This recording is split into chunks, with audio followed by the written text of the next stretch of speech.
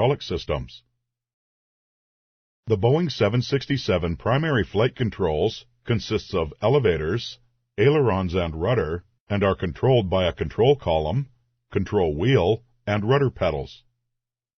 Primary flight controls are powered by redundant hydraulic systems. There is no manual reversion.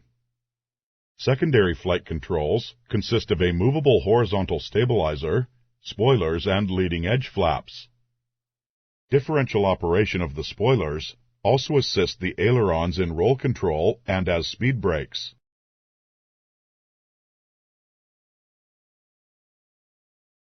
Notice that all three hydraulic systems provide operating pressure for the elevators and rudder. Also notice which hydraulic systems provide pressure to the inboard and outboard ailerons on each wing.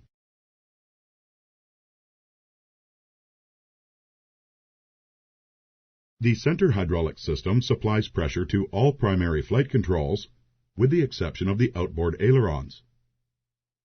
Accordingly, the center system can be pressurized by a number of different pumps, including a ram air turbine. In case of a dual engine failure that could render all engine-driven and electric hydraulic pumps inoperative, the center hydraulic system is equipped with an automatic deploying ram air turbine, or RAT. The RAT operates a hydraulic pump that produces emergency hydraulic power for the primary flight controls portion of the center hydraulic system. The secondary flight controls consist of a horizontal stabilizer, spoilers, leading edge slats, and trailing edge flaps.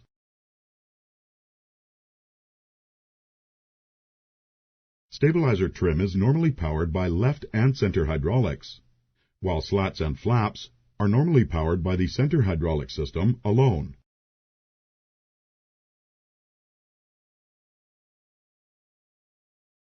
The spoiler panels are each powered by an individual hydraulic system. Note the diagram shown here.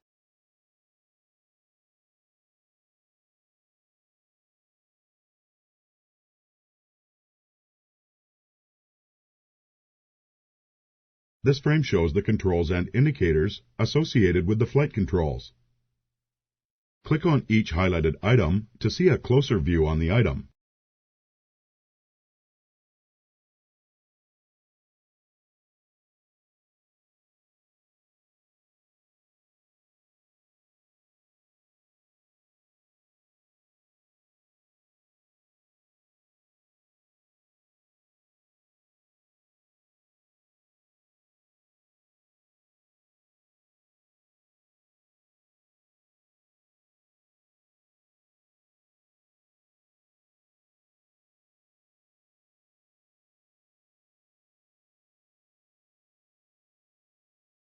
Is achieved through two hydraulically powered. Pitch control is achieved through two hydraulically powered elevators and a hydraulically powered stabilizer trim system. Moving either control column operates a dual set of cables that lead to hydraulic actuators on the elevators. There are 3 actuators for each elevator, 1 for each hydraulic system. As long as at least one hydraulic system is functional, elevator operation is assured.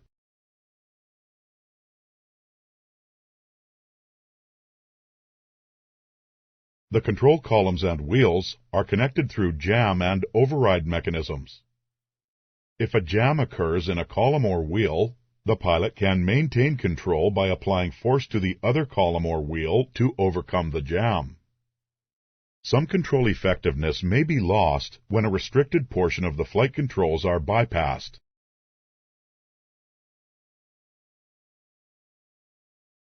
At the elevator end of the cable system is another override mechanism that essentially performs the same as the column override system. This override mechanism allows a separate deflection of an elevator surface in case one elevator becomes jammed. Elevator deflection is shown on the ICAS status page with dual pointers, one for each elevator. Full-scale pointer displacement corresponds to full elevator deflection. Elevator feel force artificially generated, is supplied by two elevator field computers that operate with left and center hydraulic pressure. These computers modify the elevator field depending on airspeed. Note: one elevator field computer is sufficient to generate elevator feel. Mechanical springs provide artificial feel if left and center hydraulic pressure is lost.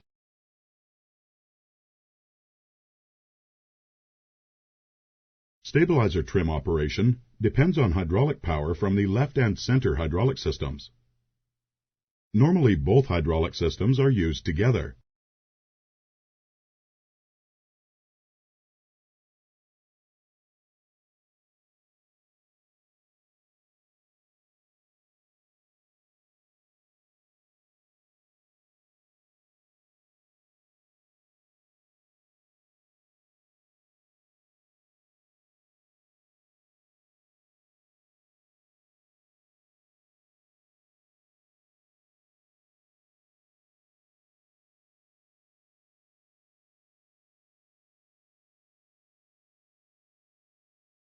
Two trim control modules control stabilizer operation. The trim control modules receive the stabilizer trim commands and therefore control hydraulic power to the hydraulic trim motors and hydraulic brakes.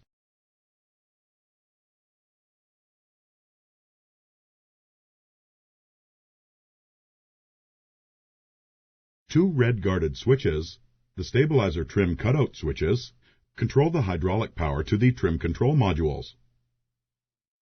With the guards closed, the switches are in the normal position, and hydraulic power from the left hydraulic system and center hydraulic system is available for stabilizer trim operation.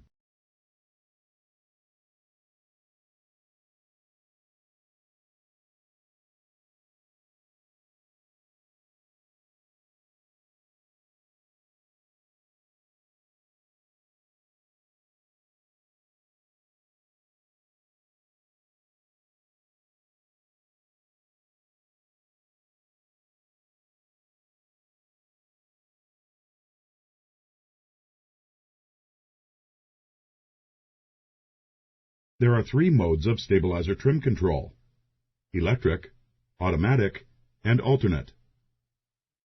All three trim modes require hydraulic pressure. Inputs for each control method are highlighted on this frame.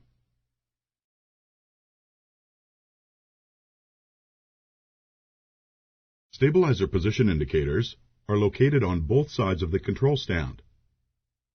The indicators show stabilizer position in units of trim. The green bands on the indicator scale show the takeoff trim range. An off flag appears in the trim indicator when electrical power is removed. The electric system consists of split trim switches located on the aileron control wheels. Activating both switches together on either control wheel sends an electric arming and directional signal to both stabilizer trim control modules. In turn, the trim control modules use hydraulic power to move the stabilizer. Dual electric pitch trim switches located on the control wheel must be pushed simultaneously to command trim changes.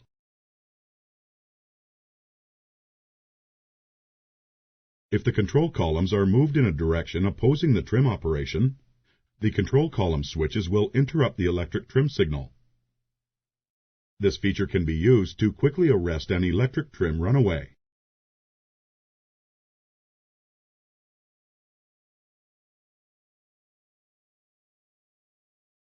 To complete our discussion of electric trim, let's describe the effect of its operation on the autopilot.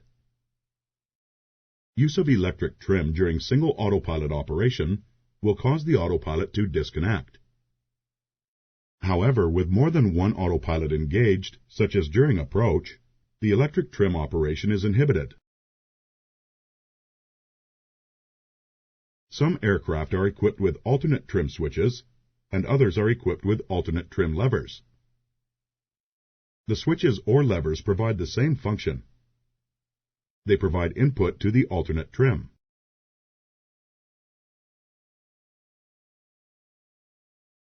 The alternate trim system, serves as a backup stabilizer trim system. The alternate trim switches or levers, as installed, override all other stabilizer trim inputs.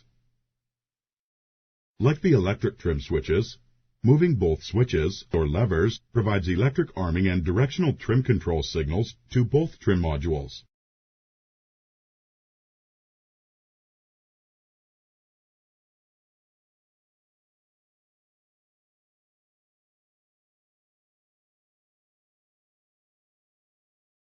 One important thing to remember is that the alternate trim overrides the electric and automatic autopilot trim. Additionally, the alternate trim signals bypass the control column switches and will activate the alternate trim regardless of the control column's position. As with all stabilizer trim on this aircraft, the alternate trim requires hydraulic pressure and will not operate if both trim cutout switches are in the cutout position. Finally, alternate trim action will not cause the autopilot to disconnect. However, an unscheduled stabilizer trim light will come on if alternate trim is activated when an autopilot is engaged.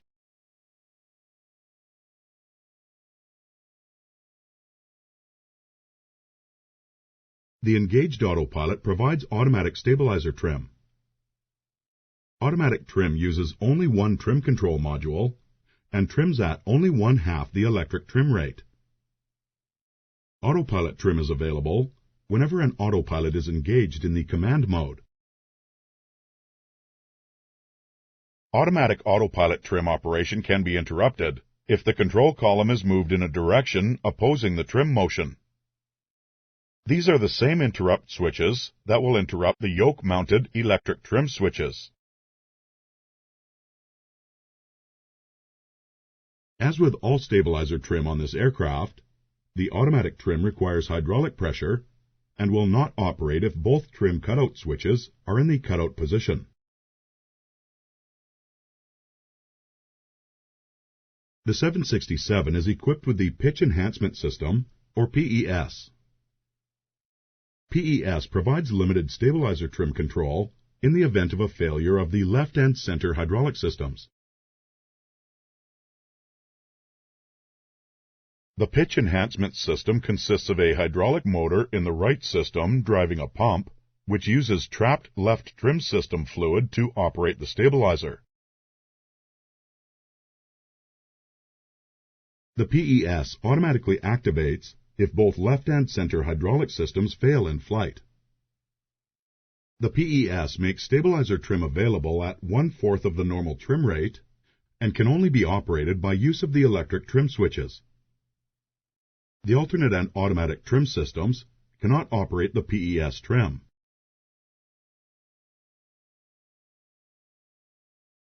If a single autopilot is engaged, electric trimming causes the autopilot to disengage. If multiple autopilots are engaged, the electric trim switches are inhibited. Alternate trimming does not cause autopilot disengagement. Uncommanded stabilizer trim operation will cause the overhead panel unscheduled stabilizer trim light to come on and an ICAS caution message of unscheduled stabilizer trim to appear along with the ARL beeper. The light, beeper, and caution message may appear for these different reasons: uncommanded stabilizer movement, stabilizer moving in direction opposite to elevator input with autopilot engaged, use of alternate trim switches with autopilot engaged.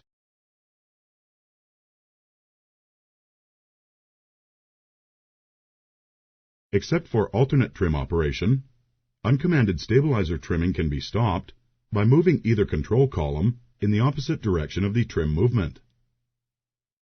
This action opens the control column switches and interrupts electric and automatic trim inputs to the trim control modules. During electric trim operation, if the stabilizer is trimming at half the normal rate, the overhead panel stabilizer trim light illuminates and an ICAS advisory message of stabilizer trim is displayed. This condition, depending on which component has failed, Full trim rates may be available through the alternate trim system if the malfunction is confined to the circuitry of the electric trim system.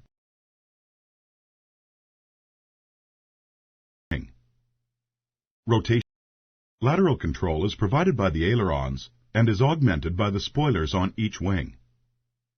Rotation of either flight deck control wheel provides the input to lateral control. The flight spoilers are designed to augment the ailerons after several degrees of control wheel rotation. The ailerons are located both inboard and outboard on each wing. Rotating either control wheel transmits the wheel rotation via control cables to the hydraulic actuators on each aileron. The outboard ailerons are locked in a faired position at high speed and are unlocked to operate at lower speeds to provide enhanced roll control.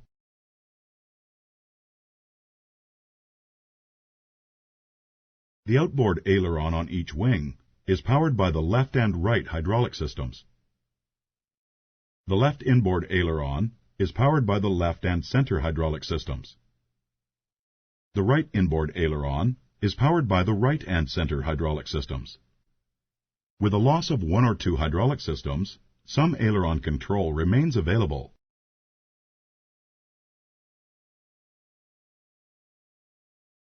The aileron control system uses override mechanisms that allows maintaining roll control by using considerable force at the control wheel to overcome a jammed control wheel or jammed aileron control cables. Aileron position can be monitored on the ICAS status page. Separate pointers indicate the aileron position on each wing.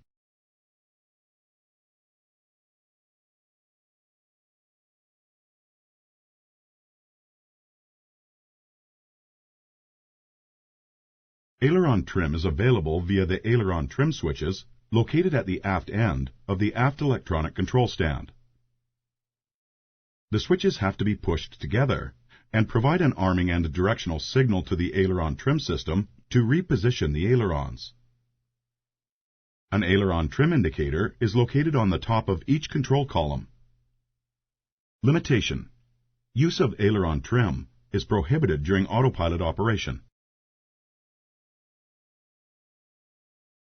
Finally, here is a note of interest.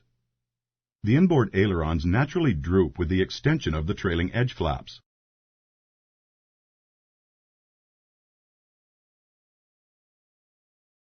You have learned that the outboard ailerons are locked at high speed and are unlocked to operate at low speed.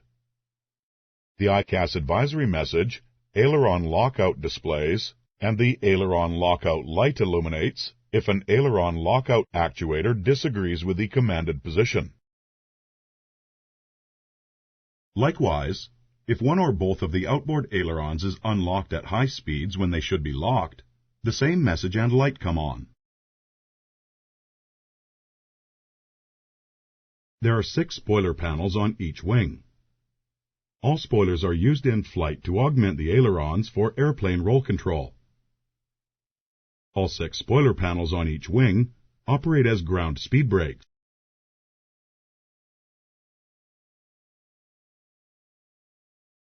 A spoiler controller assists aileron deflection through differential deployment of the spoiler panels in response to input from the aileron wheel.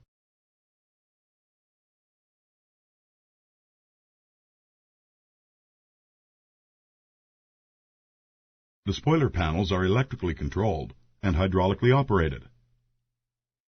Separate hydraulic actuators power each spoiler panel. In flight, the spoilers are extended as speed brakes by movement of the speed brake lever. The speed brake lever has 3 marked positions: down, armed, and up. Pull forward is down. The armed position is used to activate ground spoilers for landing and is described later.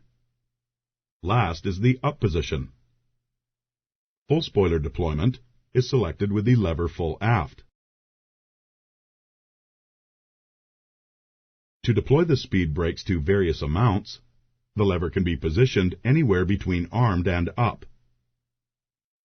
Operationally, The speed brakes may be extended with landing gear extended, and speed brakes may be extended with flaps extended up to flaps 20. However, the speed brakes must be stowed when flaps are selected beyond 20. For automatic extension of the speed brakes after landing, the speed brake lever must be positioned to the armed area on the speed brake lever slot. With the speed brakes armed for landing, on touchdown, the speed brake lever moves automatically to the up position and the spoiler panels extend, providing all of the following conditions are satisfied. The landing gear is fully on the ground, trucks not tilted, both thrust levers are at idle. After automatic speed brake extension, if any of the above conditions change, the speed brake lever moves forward to the down position and the spoiler panels retract. Thus, if the throttles are advanced for a go-around, the spoilers retract. Also, if the initial touchdown results in a bounced landing, the spoiler panels retract and the speed brake lever moves to down due to the tilting of the landing gear trucks. If the spoiler lever is not armed for landing, auto spoiler activation will occur when either thrust reverse lever is used to select reverse thrust. For takeoff, the auto spoilers are not armed, but will activate when either thrust reverse lever is used to select reverse thrust. An ICAS caution message of speed brakes extended displays, the beeper sounds, and the speed brakes light illuminates if the speed brakes are extended when flaps are in the landing position, 25 or 30, or when the aircraft is below 800 feet AGL, operative from 800 feet to 15 feet radio altitude. An ICAS advisory message, auto speed brake displays, and the auto speed brake light illuminates if there is a fault detected in the automatic speed brake extension system. If the speed brake lever is armed when this message appears, the fault may result in inadvertent speed brake extension in flight. In this case, the lever should be moved to the down position and the speed brakes can be manually operated for the landing. An ICAS advisory message of spoilers displays and the spoilers light illuminates if one or more spoiler pairs are inoperative.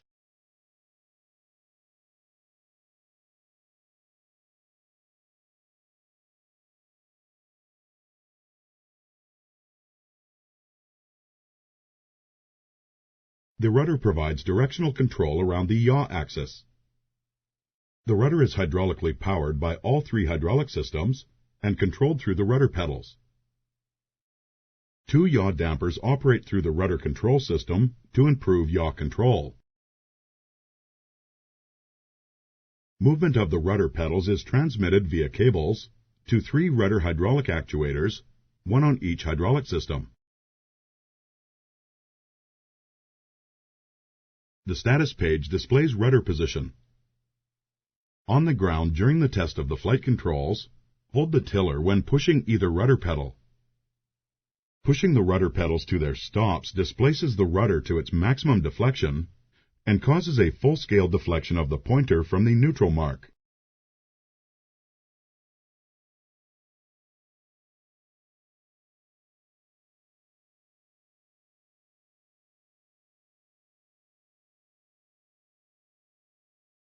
Rudder trim is available through the rudder trim control knob, located at the aft end of the aft electronic control stand.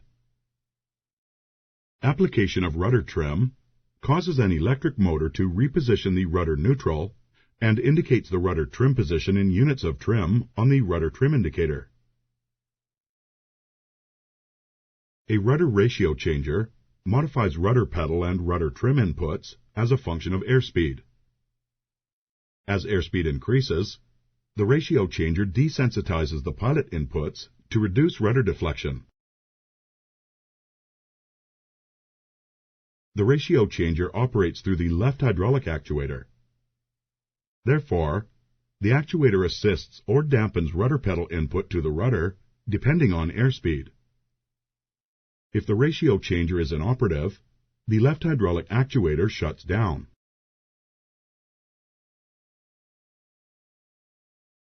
An overhead panel rudder ratio light and an ICAS advisory message of rudder ratio display to indicate a failure of the rudder ratio system. A failure may come about because of a ratio system failure, the left hydraulic system failure, or the associated air data computer failure.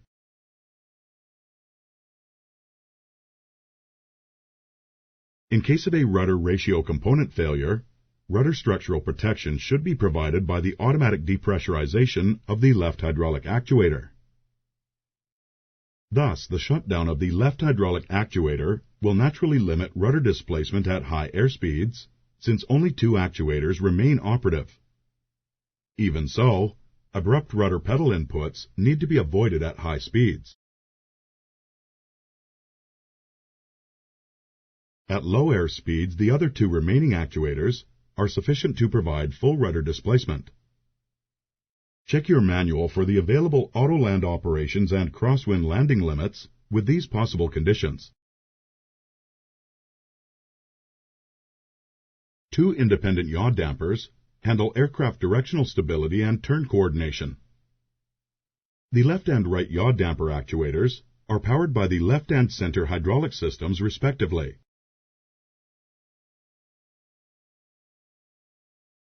A yaw damper switch in op light illuminates, and an ICAS advisory message of left or right yaw damper displays to indicate an inoperative yaw damper.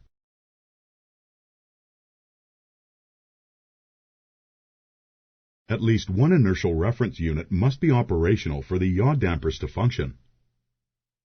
Therefore, it is normal during pre-flight for the yaw damper and op lights to be illuminated until the IRS is aligned.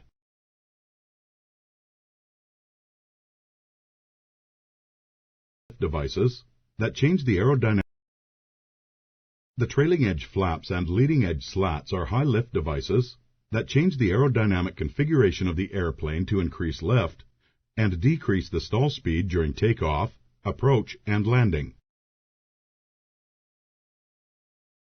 The flaps and slats are hydraulically powered by the center hydraulic system. If center hydraulic system pressure is not available, an alternate flap system using electric motors can operate the flaps and slats. A flap position indicator, located to the left of the landing gear lever, contains a left and right pointer for the left and right flaps and left and right slats. Flaps 5, 15, and 20 are takeoff flap positions. Flaps 20 is used for landing with certain non-normal conditions. The slats have three positions: up, mid-range, and full extend.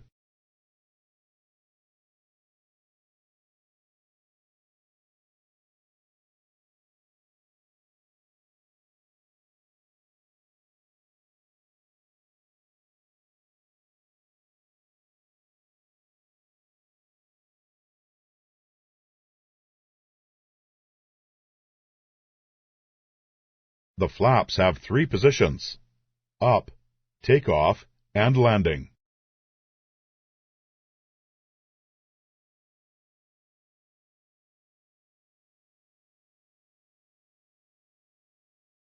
Both flaps and slats are moved using a single lever. With the lever in the zero detent, all flaps and slats are in the retracted position, and the flap indicator pointer indicates up.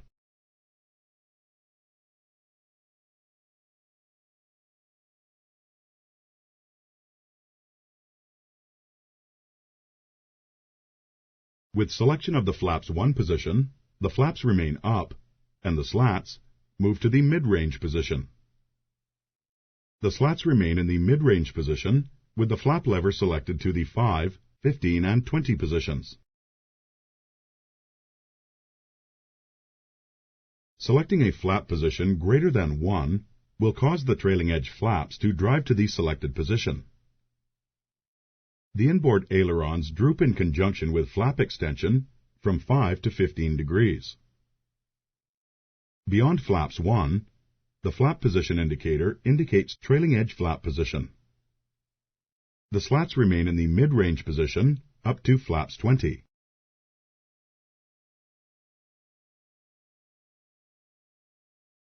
Selection of flaps 25 or more will cause the slats to extend to the full extend position. Flap lever gates are installed at flaps 1 and at flaps 20. The flaps 20 gate prevents inadvertent retraction of the flaps past the go-around gate, while the flaps 1 gate prevents inadvertent retraction of the slats.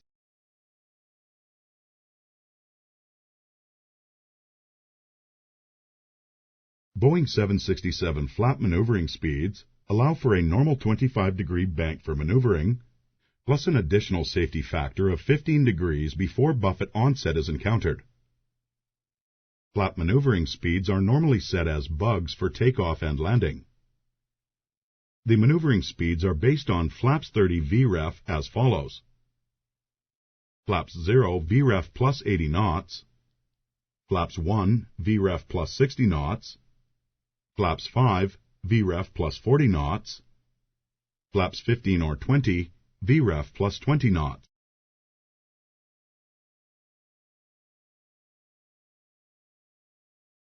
The flap load relief system is designed to protect the flaps from excessive air loads. With the flaps at 25 or 30, the flap load relief system is armed. If the airspeed exceeds the selected flap's airspeed limit, the flaps automatically retract to 20. When the airspeed is reduced below the limit, the flaps return to the selected position. There are no indications of the operation of flap load relief, other than the observation of the flap position indicators displaying less than the selected flap settings.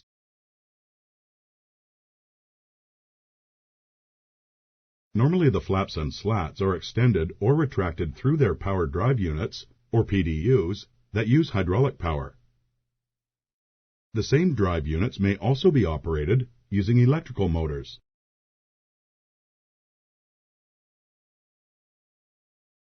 Generally, alternate flaps are used only when center hydraulic system pressure is not available. Alternate flap extension takes about 4 times longer than normal flap extension, or about 2 minutes to extend from flaps up to flaps 20. The alternate flap system incorporates 2 alternate flap switches and an alternate flap selector. There is 1 alternate flap switch for the leading edge slat drive system and 1 for the trailing edge flap system. When pushed to alternate, each switch does the following: disables and depressurizes normal hydraulic control for the respective slats or flaps, arms the respective slat or flap electric motor.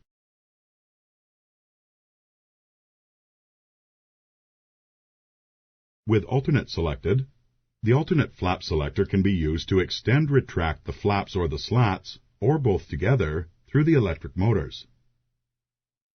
Rotating the alternate flap selector signals the electric motors to electrically drive the flaps and slats to the selected position. During alternate flap operation, the following operational modes apply. Flap asymmetry and flap load relief protection is not provided during alternate flap operation. Slat asymmetry protection is not provided.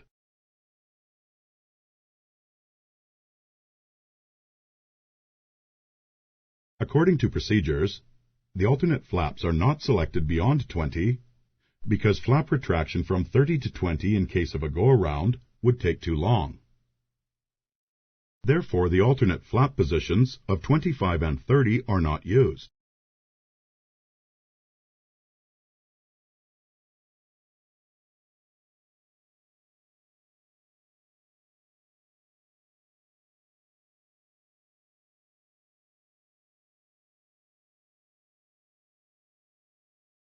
A leading edge slat disagreement will cause the leading edge light above the flap position indicator to illuminate and an ICAS caution message of leading edge slat disagree to be displayed.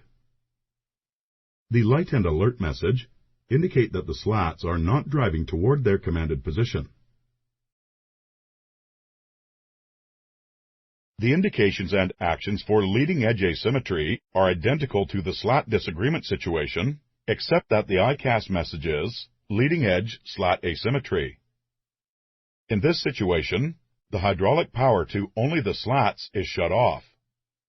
The slats should not be operated by the alternate system due to the lack of asymmetry protection.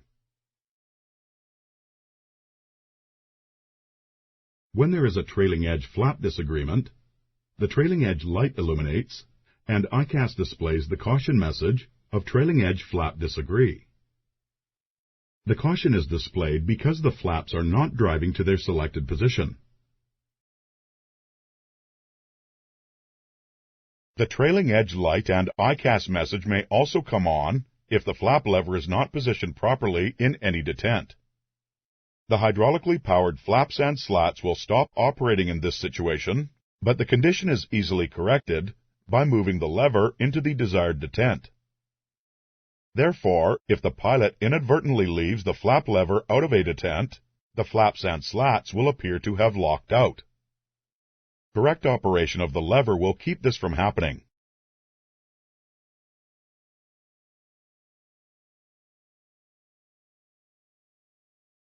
With a trailing edge flap asymmetry, the action to the system is identical to the disagreement failure.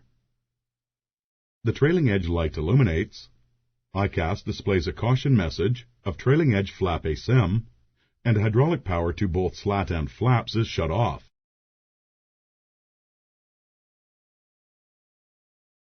Inoperative flap load relief also causes the trailing edge light to come on, and the ICAS advisory message of flap load relief. These messages are displayed only when the system is not functioning as designed. In example, the flaps are not retracting when the airspeed exceeds the flap limit speed.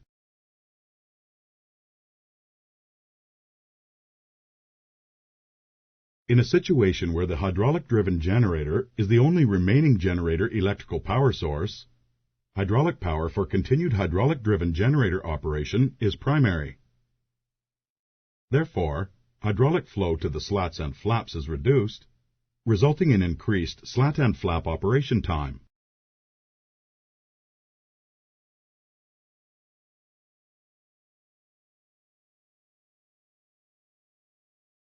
The 767 has 6 flight control cutoff switches on the accessory panel. These switches are intended for ground use only.